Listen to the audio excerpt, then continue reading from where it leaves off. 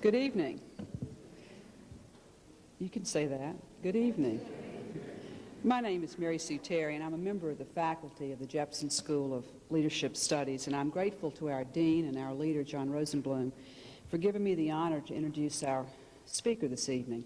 I'm also grateful to him for the partnership that he's shown with the Virginia Foundation for Women, and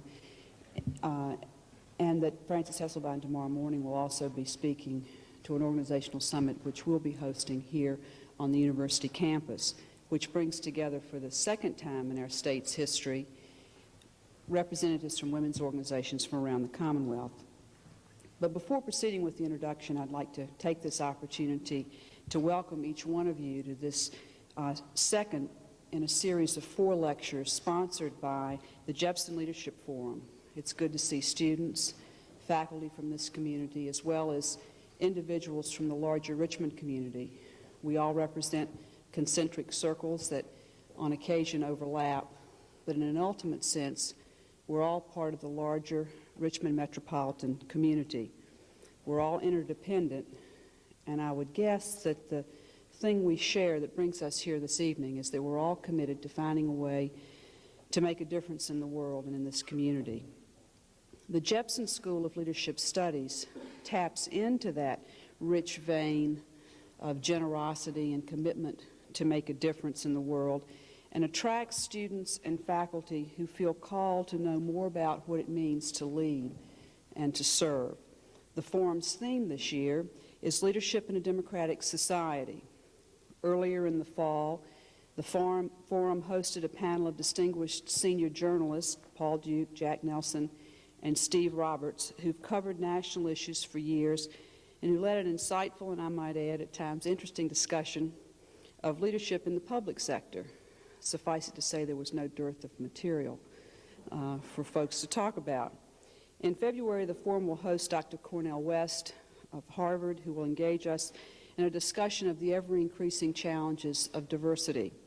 Later in the spring, our guest will be Nobel Prize winner Dr. Oscar Arias.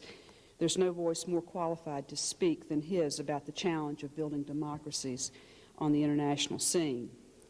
Tonight, we're privileged to hear a different voice, the voice of Frances Hesselbein, founder, president, and chief executive officer of the Peter F. Drucker Institute for Nonprofit Management, the voice of a woman whom President Clinton honored in January of this year with the 1988 Presidential Medal of Freedom, the United States of America's highest civilian honor, an award that recognized her leadership as Chief Executive Officer of the Girl Scouts of the USA from July 1976 through February of 1990, as well as her role in leading social sector organizations toward excellence in performance through her work at the Drucker Foundation.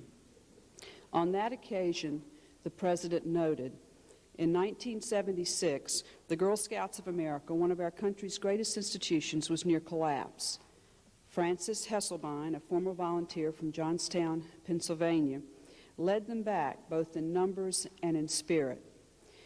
She achieved not only the greatest diversity in the group's long history, but also its greatest cohesion, and in doing so made a model for us all. The President continued, in her current role as the president of the Drucker Foundation for Nonprofit Management, she has shared her remarkable recipe for inclusion and excellence with countless organizations whose bottom line is measured not in dollars, but in changed lives. End of quote. I think it's fair to say that if the social sector were to organize itself into a parliamentary body, Frances Hesselbein would be the draft choice for Prime Minister. Frances Hesselbein's life is an inspiration to those who would want to make a difference in the world.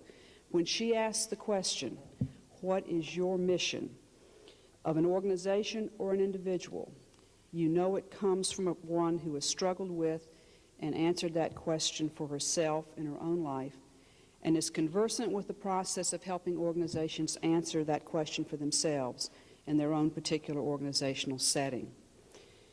This is a challenging time for all of us, and never have the opportunities and responsibilities of the social sector been greater. to provide a safety net for some, an opportunity to think and reflect for others, and a reminder to us all that we're interdependent, one large community striving to work, live, and grow together. Tonight, this community, the community of the University of Richmond, and the larger metropolitan community of Richmond, welcomes one whose life took a surprising and remarkable turn as a result of being a Girl Scout leader some years ago, and who encourages each one of us not to underestimate our own opportunities to make a difference in the world. Join me in welcoming Frances Hesselbein.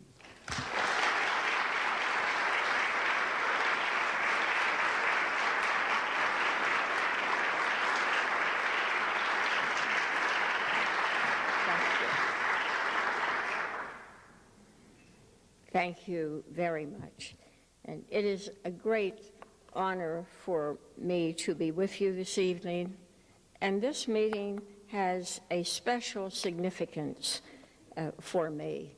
For a passionate priority of the Drucker Foundation is helping leaders of the future build the organization and the community of the future. And the University of Richmond is asking the key leadership questions that will move all of us beyond the walls into a better future.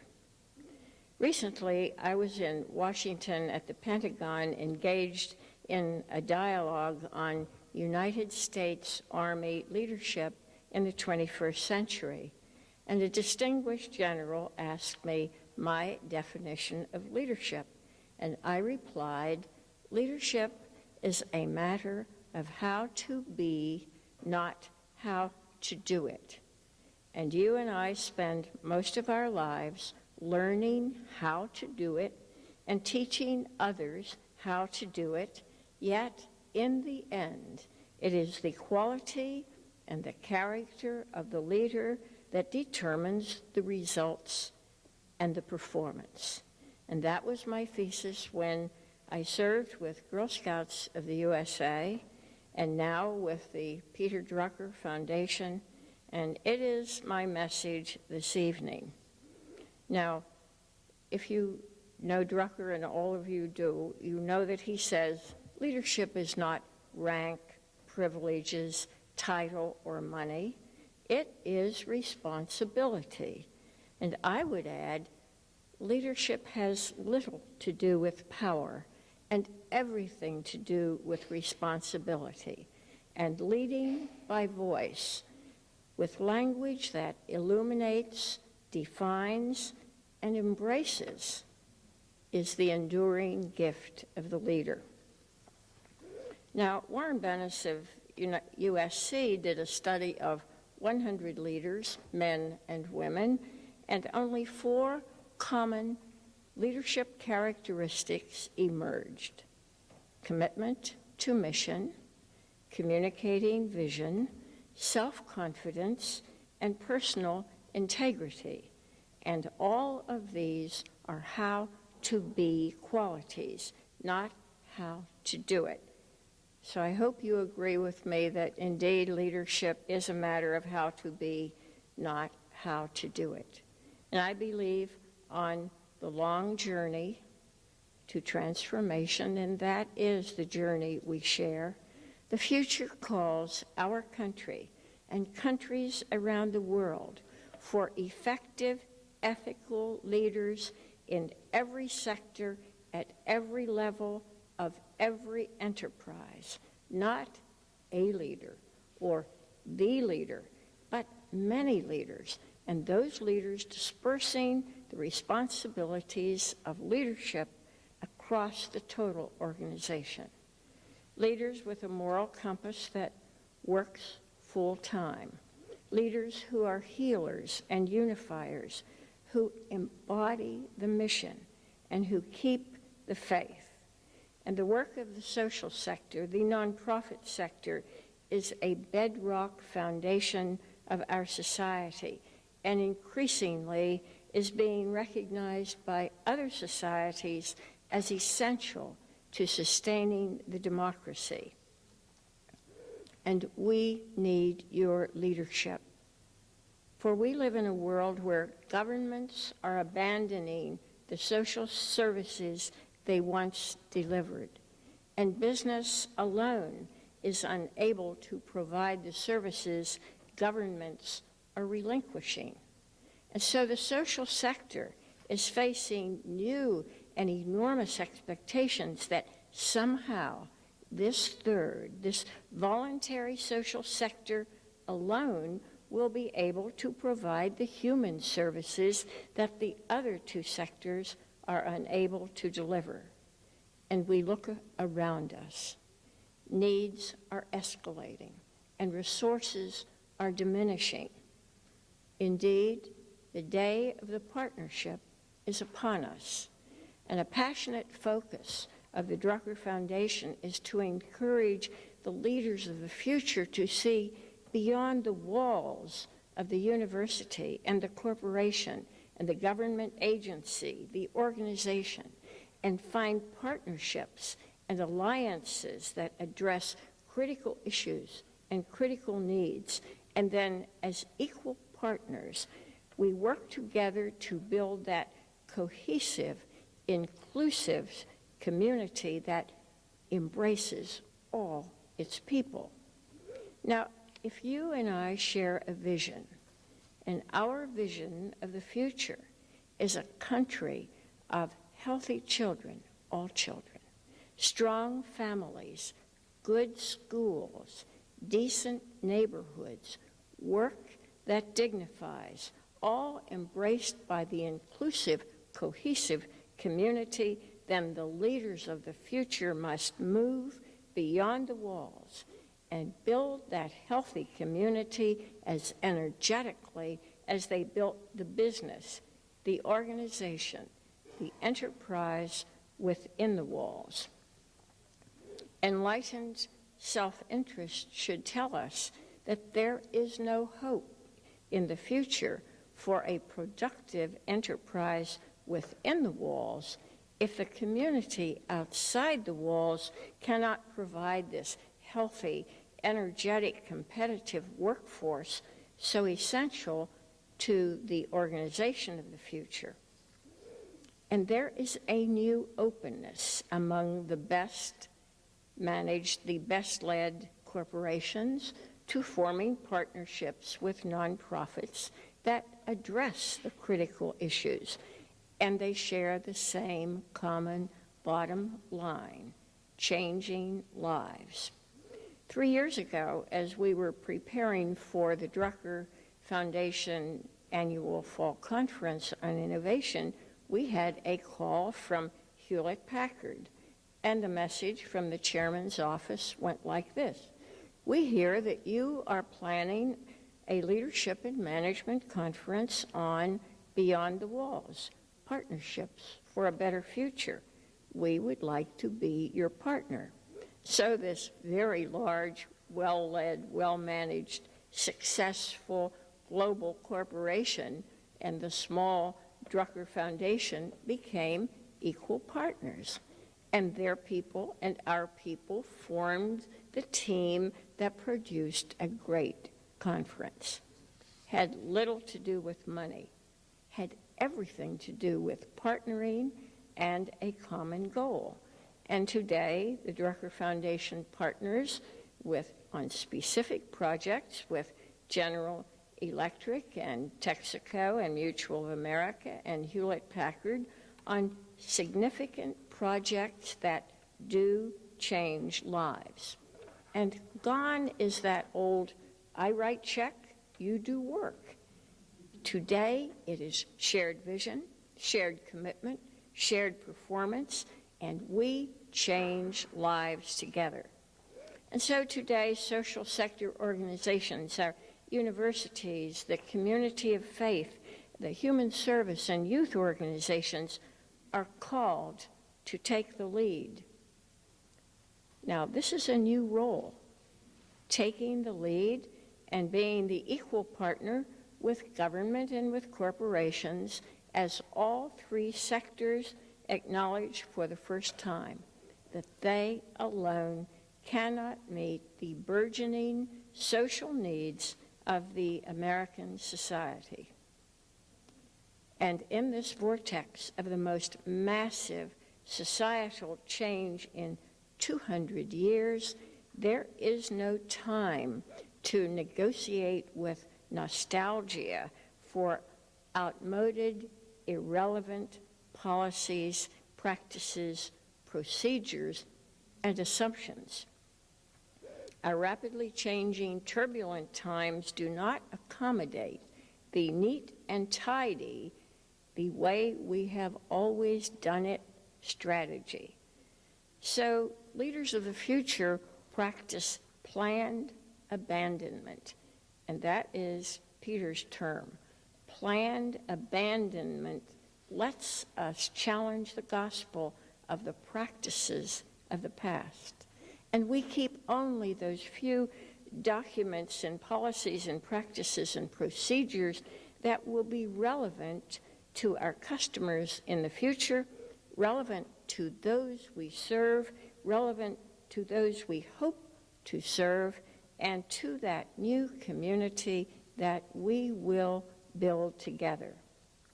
Last year, I went to Sweden at the invitation of the Swedish Red Cross. And they had asked me to come, and I said, oh, I can bring this wonderful small team. And they said, we don't want a team. We want one voice, one message. And so I went alone, and I worked with the business community in Stockholm, which included Volvo and all those other wonderful Swedish companies, 60 other nonprofits, the media, national and regional Red Cross board, and staff, all on the transformation of the enterprise. Now, when I think of Sweden, I always think of Sweden as being very stable and prosperous and few of the problems that we are grappling with. Yet here was one of the largest and best managed nonprofit organizations in the world asking the one critical question and involving business and government leaders in the exploration. So I made 7 speeches in 3 days. And the common question the Swedish Red Cross asked me to address with these 7 very different groups was this: how do we transform the organization so that it is viable and relevant in the future without losing its values, its soul? And in all my travels, and I'm traveling somewhere every week, I find that in the older, established democracies, this is the common question. Sweden, Canada, Australia, the United States, Great Britain, and just this past Wednesday, lecturing at the Graduate University of Economics and Management in Vienna. The question is, how do we transform the enterprise so that it is viable and relevant in the future while keeping its soul, the values that made it great? Now, we may phrase it differently, but it is the basic question that frames the essential dialogue. But it is a different question in the newly established democracies. Last October, I took a remarkable volunteer team of 5 distinguished business and community leaders to Warsaw to give Poland's first ever seminar on the management of social sector organizations, as well as lectures to business leaders on business ethics at their request, and presentations to government and university leaders and students. 3 days of energetic learning for us and for them. And that week, we were moved as we celebrated the inauguration of Poland's new constitution and then the publication of our book, this one, The Leader of the Future, in Polish. And it was poignant to remember that Poland's revolution was second only to the American Revolution. So in the past 12 months, Poland, Peru, the Philippines, Argentina, July, Moscow with a Johns Hopkins team, and in the newly established democracies, we find a different question, a different challenge expressed best by a distinguished foundation leader in Buenos Aires as we opened Argentina's first ever seminar on the leadership and management of social sector organizations. We were thrilled that 250 men and women had registered for the seminar. We found 825 waiting for us in the auditorium, and some people had driven 17 hours from Patagonia to be there, determined to learn how do we build a nonprofit organization. And Father Raphael Braun said in his opening remarks, after 50 years of social disintegration, at last we have a chance to build a social sector, for without it, we cannot sustain the democracy.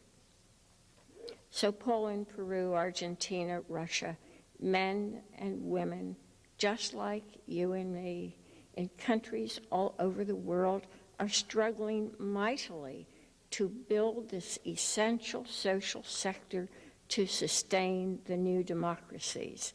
And they are working their hearts out to build what we in the United States have always had and we take for granted. On October 22nd, I was working in Saudi Arabia via Networld, the Voice of America, USIA's satellite conferencing facility in Washington. Our American ambassador to Saudi Arabia had requested Networld to invite me to join a conference in Jeddah by satellite. And from 7 a.m. to 8 a.m. in Washington, I would be engaging in this face-to-face interactive dialogue with a number of nonprofit organizations meeting in Jeddah, including the Young Presidents Organization, the Arabian Environmental Organization, a long list of others. And their subject, the theme was leading nonprofit organizations toward excellence, and that is almost the Drucker Foundation mission statement. I did not make a speech. I just sat there and answered their questions for an hour. Thoughtful questions, great substance, ranging from how do we attract volunteers to the organization and then retain them? Of course, we talked a lot about the power of mobilizing volunteers around the mission. And they asked, how can we fund the organization when donors do not receive tax deductions for their gifts? And they emphasized, we want live and current examples of corporations and nonprofit organizations forming these partnerships beyond the walls to address the critical needs. They did not want theory, they wanted real models.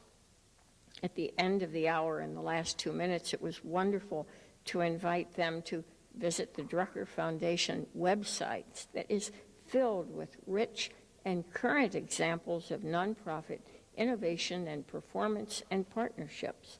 And we would welcome you to visit our website, and you have our 3 question cards with our mailing and electronic addresses. And if you would like to, we would love you to be on our mailing list.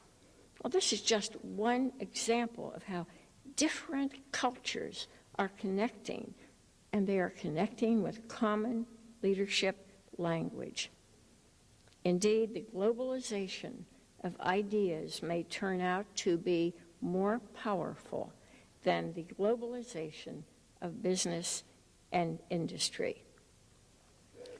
The Friday following the telecast with Jeddah, I had a long, beautifully written letter from a young man caught this Saudi Arabian telecast on Networld, and he wanted to know how we could partner with him as we did with the nonprofits in Arabia. His vision is to help alleviate poverty in Ghana, and we're going to find the partners and the technology to respond to him. So wherever I go in the world, the boundaries have blurred, the barriers are down, and the new realities for all of us are defining a common language, a common task for leaders in all three sectors. For whether in the United States or abroad, all of us are struggling with the transformation of the society, and in our own way, and in our own organization. Each of us is taking our own small part of the challenge. We can't go everywhere, yet there is a palpable hunger worldwide for new kind of leadership helps and a new kind of leadership learning and a new kind of leader for the new century. And so our foundation tries to be a small part of the response with our publications and our telecasts and our book, The Leader of the Future, now in 16 languages. And we find that a new wave of globalization is transforming nations and organizations everywhere. It has everything to do with this new wave of leadership and management ideas that is sweeping the intellectual landscape.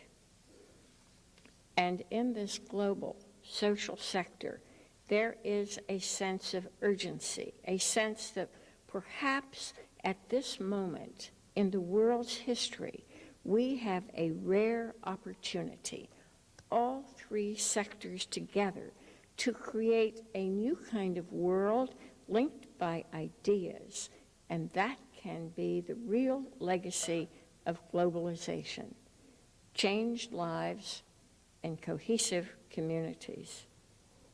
Now, I spend a third of my time working with corporate leaders and a third with social sector, nonprofit umbrella organizations, and sometimes with government, recently with the United States Army and the World Bank. And I spend a third of my time on the campuses of universities and colleges, and I do this for myself, because when I leave this campus, I will be filled with hope. And sometimes when I'm working with MBA students at Harvard or with students on other campuses where the dialogue is vigorous and enlightening, also known as tough, invariably students will say something that sounds like this.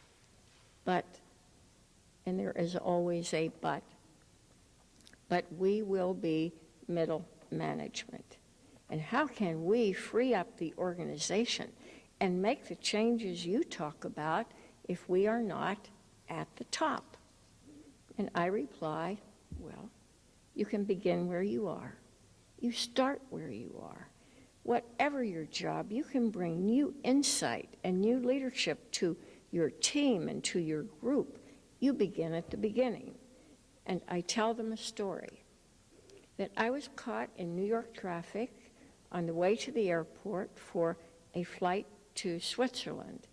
And I sat there in gridlock and I was thinking about the remarkable 73 men and women, the key field staff members of the International Federation of Red Cross and Red Crescent Societies that I would be working with over the next week.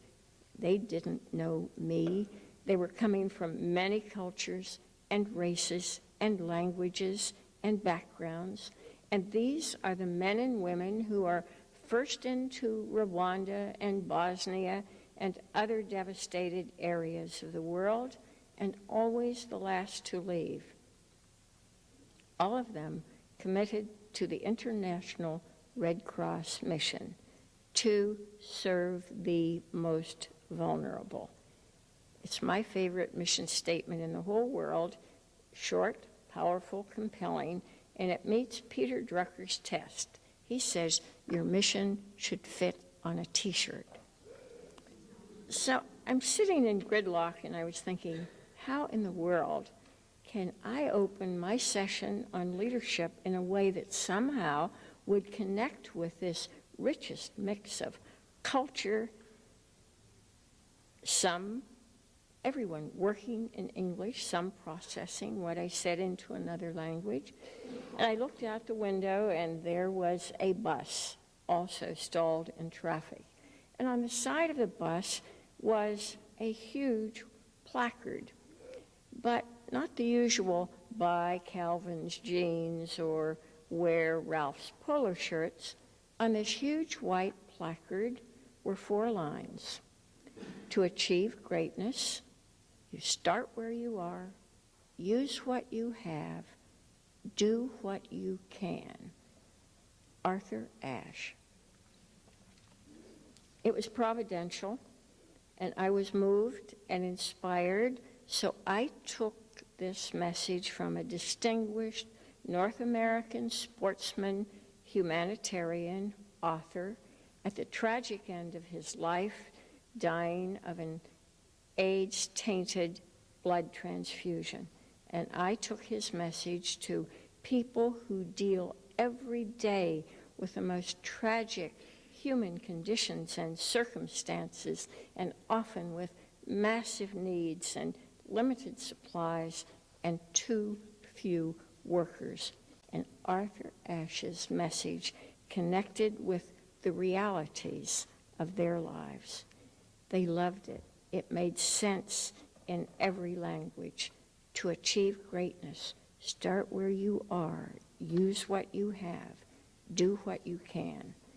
And Arthur Ashe's message traveled back around the world when we said goodbye, because it gave change a human face, and it gave challenge a human dimension. And you will note Arthur Ashe did not say to just get along. He said to achieve greatness. Now that is the language of leadership. In his dying days, if Arthur Ashe could care enough to leave his message for us, can we do less? What message will we leave? 10 years from now, when your history is being written, may they write of the University of Richmond and its people. May they write, the future called, and they responded. They kept the faith. Thank you.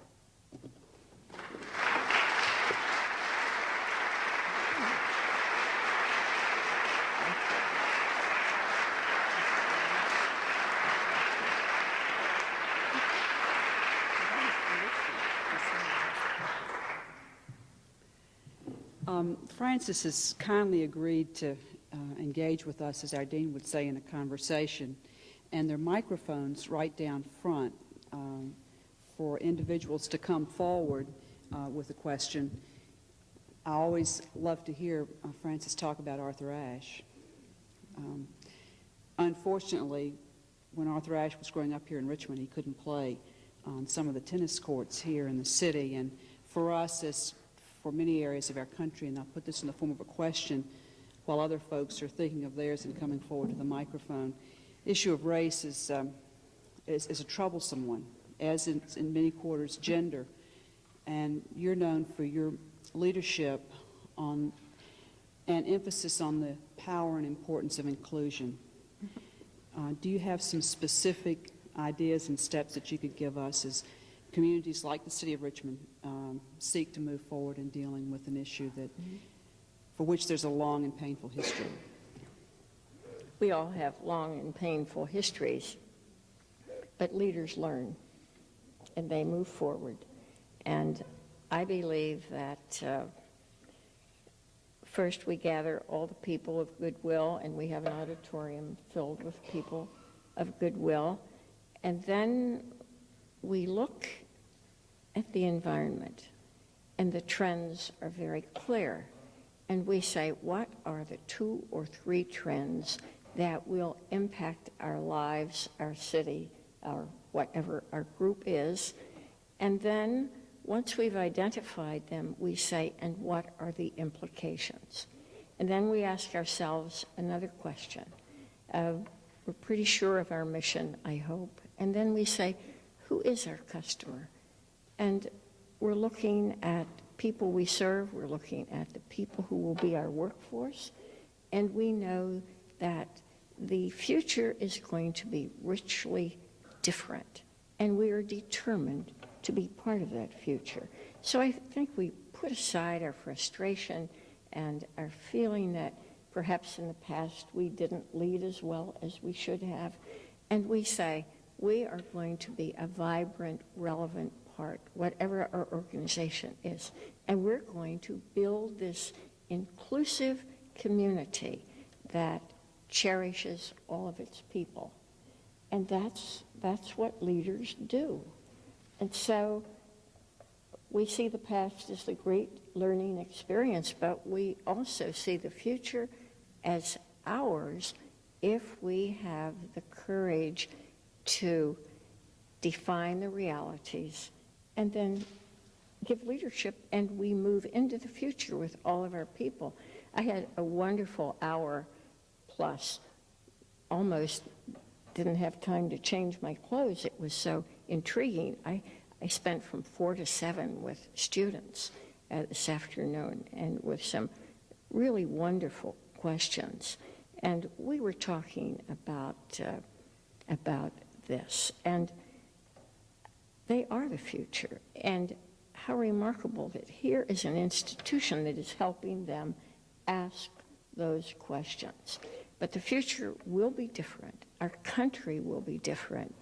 Peter Drucker says every 200 or 250 years, the society undergoes a massive transformation, and when the 50 years is over, everything has changed. Government, morals, education, the family, religion. And one such period was the time of Columbus, and the next was the time of the American Revolution, and by the end of the Napoleonic Wars and the Battle of Waterloo, the world had changed forever. This time, Peter thinks it started sometime in the 70s, ending in 2010 or 2020, and he says, children born in 2020 will not be able to recognize the world in which their grandparents lived and into which their parents were born. So we are in the vortex of the most massive change since the American Revolution. And we are determined that our cities, our governments, our institutions are going to be part of that future. Otherwise, we will experience a slow and genteel death. Questions? I mean, as an organization, not as people. Please come forward to the microphone.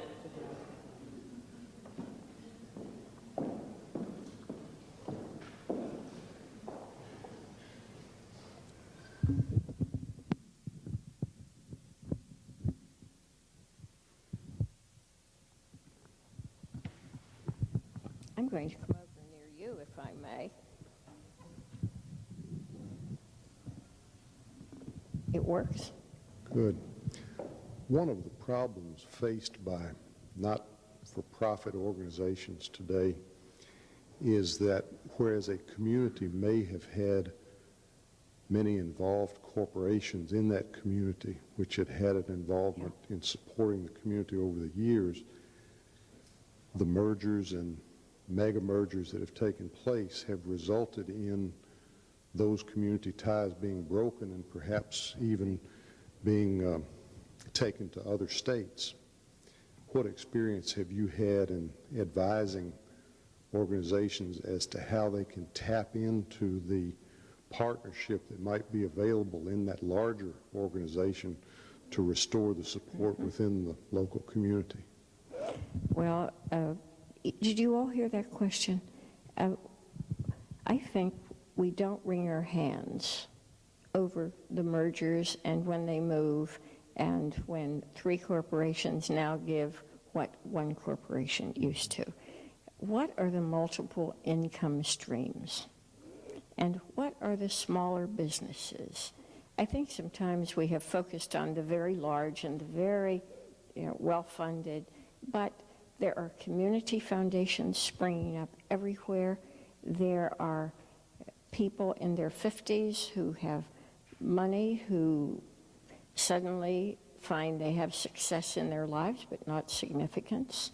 And so I think we are energetic in finding where are all the other income streams, and then having the energy to track down wherever that corporation has landed, finding ways to knock on that door in a different way, saying, we do not want to be rewarded for our good intentions.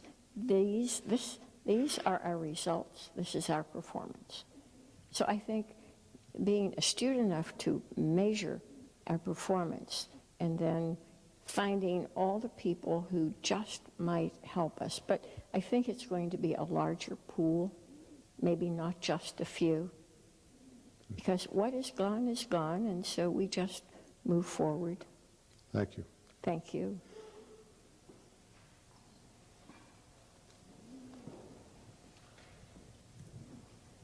Hi. I wanted you to speak a little bit more. You spoke about inclusion and that being sort of a necessary component of leadership. And with a lot of the places into which our organization goes to work, we find that diversity and inclusion are not necessarily inextricably tied. And in trying to help people to understand that they're not inextricably tied, and looking at ways or new ways to go about bringing people together, and that in teaching that to diversify doesn't mean to be inclusive. And I also like to hear your thoughts on that in terms of them being tied together, and if you feel as though one is a necessary component of the other for it to be successful. I'm flat-footed on the answer to that question. I think to be successful, whether 10 years ago or today or 10 years from now, we manage for the mission, we manage for innovation, we manage for diversity, and we reflect the community. And with your group of students, I said my favorite question, it's one that I have distilled and over the years.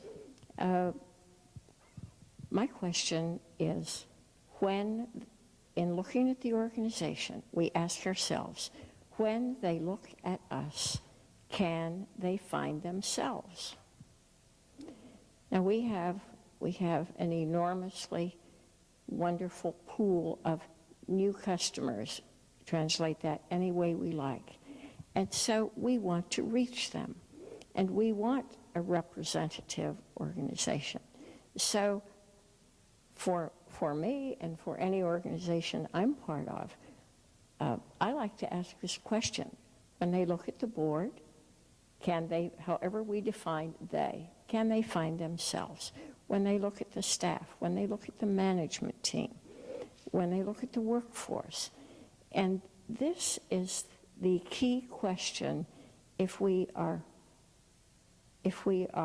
determined to build this new kind of organization for a new future. I used this illustration when I was working at the Pentagon recently, when we were looking at leadership development, United States Army leadership in the 21st century.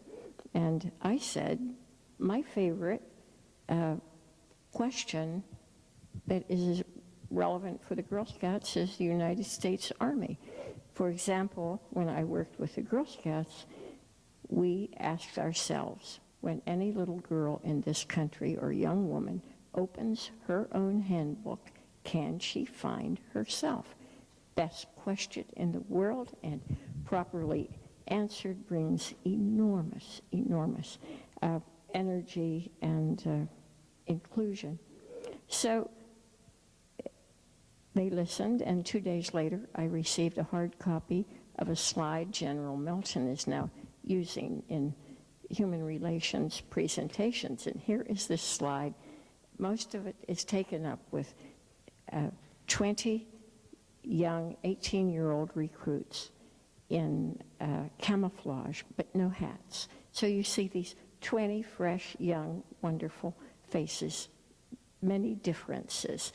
And underneath the caption, when they look at us, can they find themselves? So I think you have to be very clear about the goals of the organization.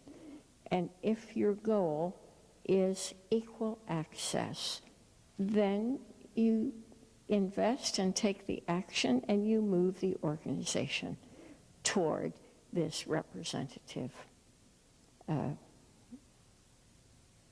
organization. But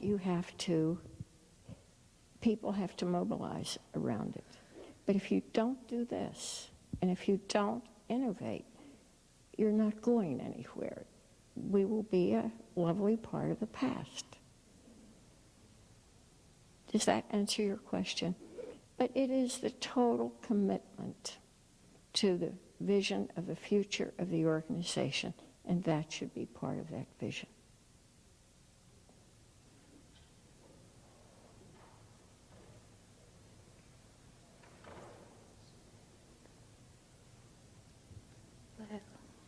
Many nonprofits right now are beginning to realize that by working together in a collaboration, they can achieve a greater change. How do you motivate the nonprofits that are fearful that they're going to lose their own identity in the process? And what is the first part of that? Well, just how many nonprofits like the Virginia Foundation for Women are trying to organize different nonprofits to work together in a collaboration to achieve change. How do you motivate?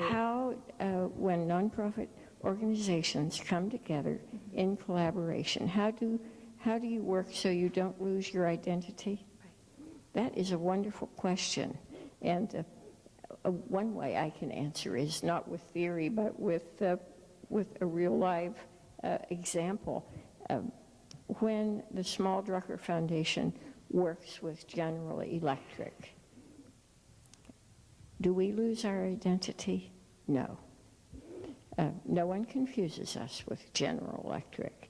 And but you see, we partner with people whose mission statements are congruent with ours. We're running on parallel tracks. And when we go in to a partnership, we are very clear about mission, about our own goals, about our own values, and we don't partner with people who would dilute those. And as nonprofits, we are very careful about being exploited, giving our good name, which means we have to partner with people with impeccable corporate reputations. As I look at all of the partnerships that we have, and I look at other organizations with wonderful partnerships, they do not lose their identity. There is no confusion because they are equal partners. And then the leaders of both organizations work to be sure that is so. And there's something marvelous about having 4 people from Hewlett-Packard and 4 from the Drucker Foundation working as partners on a conference. I tell you, we ended up with great technology, but we also ended up with their name and our name.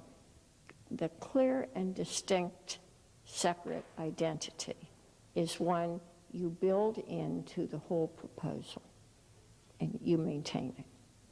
It is not a problem. It is an opportunity. Thank you.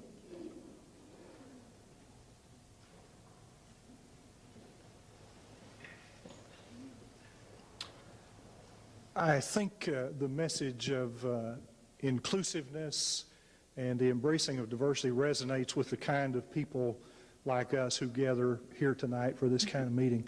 But the forces of division and animosity are very visible and very strong these days. The political competition here in Richmond, the issue of city government and surrounding county governments not cooperating and working together. What do you have to say about how we can help facilitate the kind of cooperation and coordination of efforts that's really needed? I think people like you and your organizations take the high road and let the cynics do what they do. We can't change them, but we can bring people of goodwill and good intention together, and we just go around them, because there is no way we are going to change them. But we look over here and there are needs, and we need to change lives. So I think taking the high road, and it's as though they are not there, at least that's my personal, they aren't there. But all these other wonderful people are, and we just, what is the football term? We make a run around end or something like that? It's the only one I know. So, thank you. I just think that's what leaders do these days. I have a question. There are two words that, working in the nonprofit sector, I've often found to be death to any kind of meaningful communication, and one is moral and the other is political. And I'm wondering, you mentioned earlier when you were speaking a kind of morality that is inherent in the kind of work that we all hope to do.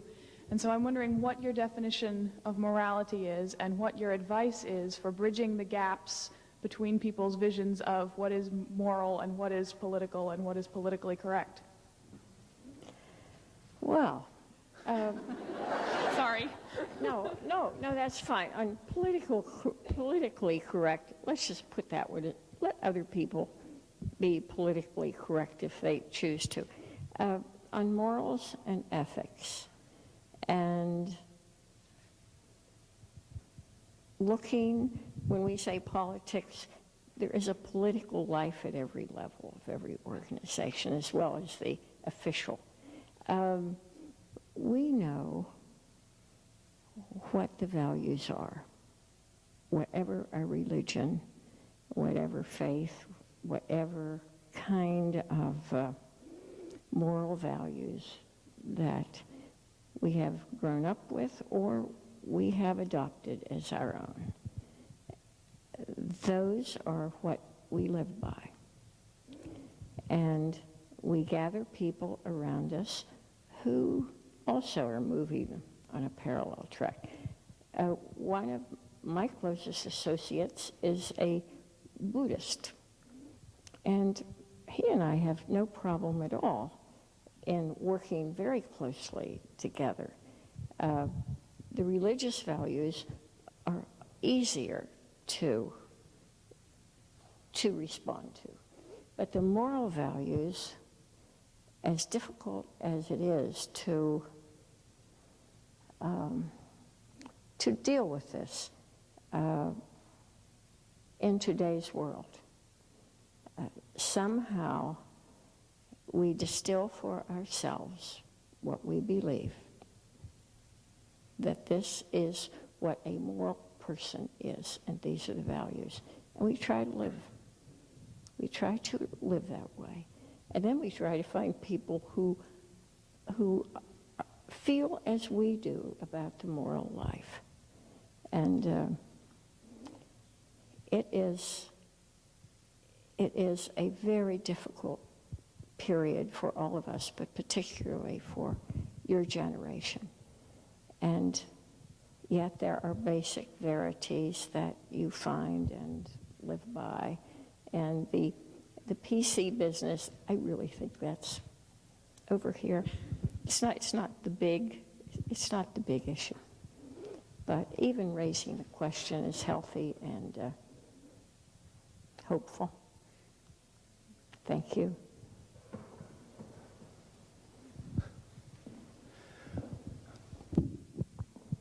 Hi. My question is, we live in a world that is more dominated by the bottom line and profits and power. And the question is this: how can future generations be committed to moving business, as you say, outside the walls? Well, dominated by the bottom line, but there are an awful lot of business leaders who find that insufficient. And so in this third sector, the social sector, we need to be better managed, better led than any corporation, because we have no margin for error. But we also have this powerful spiritual bottom line of changing lives, and all 1,400,000 nonprofits in this country have that same bottom line. And increasingly, as we draw business and government, and I'm really talking about taking the lead, not following, as we bring them into this other vision of what a community, a neighborhood, a world can be, I almost sound like a missionary, but we do have a role, because someone has said that the nonprofits are the conscience of the country. And so we work and behave as though we are.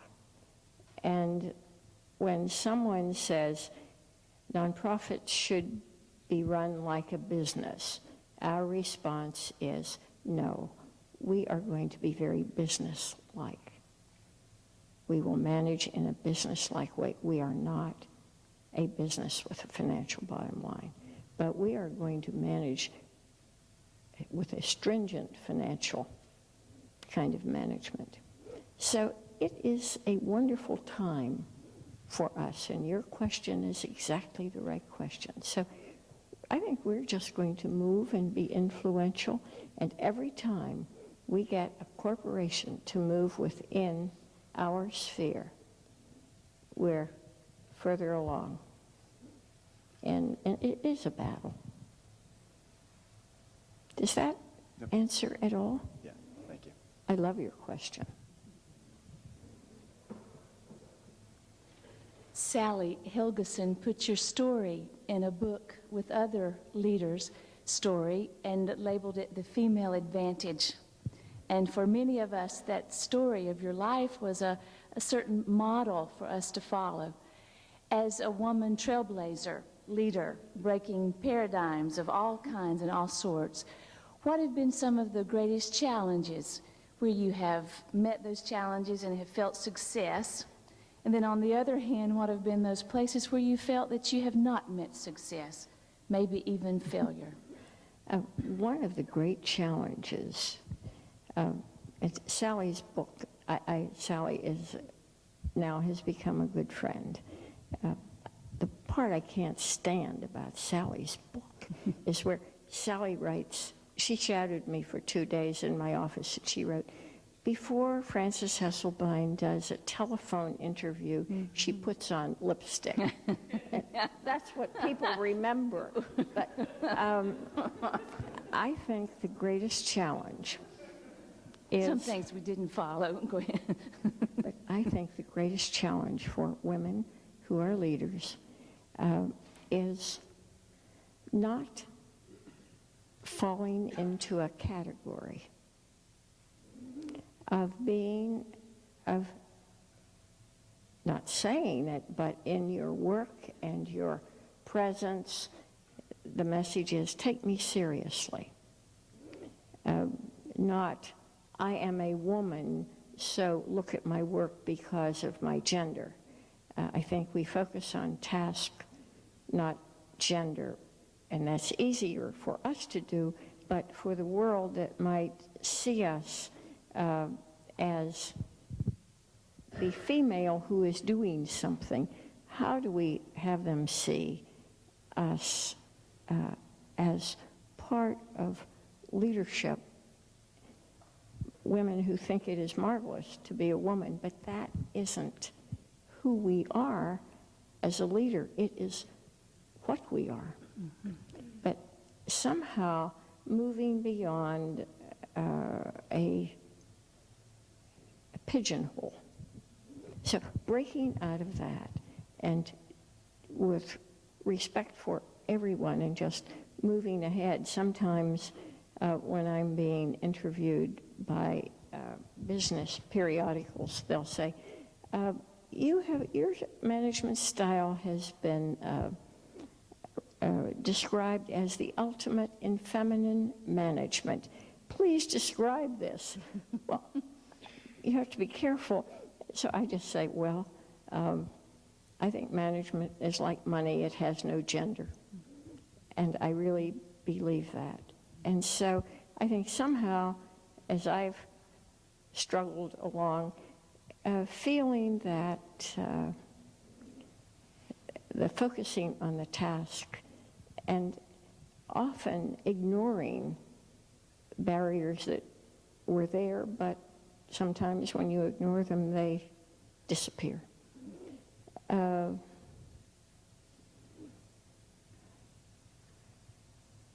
I don't know about failures. You see, my blood type is B positive. So, when I've had failures, I'm sure I've said, what a remarkable learning opportunity. Yeah, good, yeah. But thank you for your question. Thank you. Tomorrow I'm going to have the exciting opportunity to speak to the Virginia Foundation for Women. And if you're there, maybe we can talk about that. Thank you. Thank you.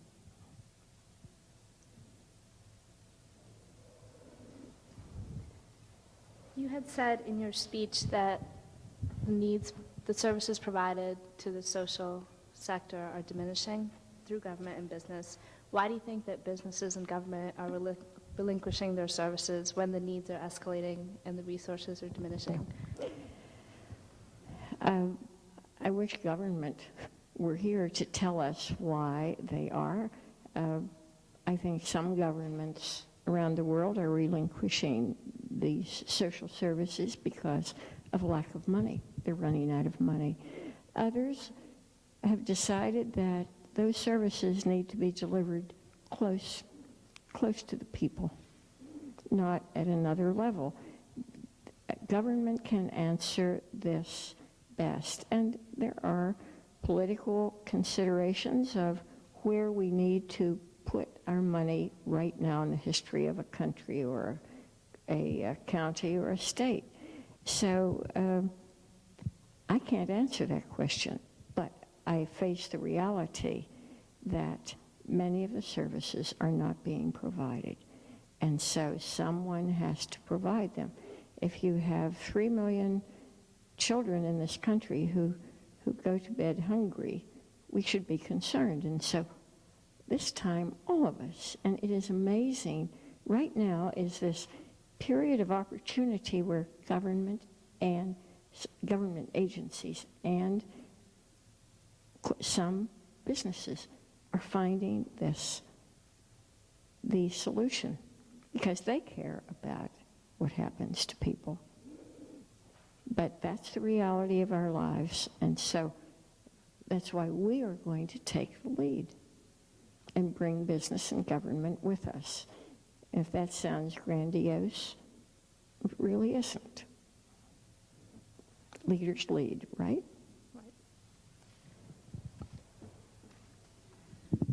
Well, we've all just participated in quite an extraordinary hour of lecture and conversation, and on behalf of all of us here, I would like to thank you, Frances, for bringing to us your vision and for engendering in us greater hope that we might envision ourselves, both individually in terms of personal transformation and transformation as a community here at the University of Richmond and the larger Richmond community, and hopefully in the near future begin a partnership between the Jepson School of Leadership Studies and the Drucker Foundation, and we'll look forward to having those conversations and having you down here on a number of other occasions in the future.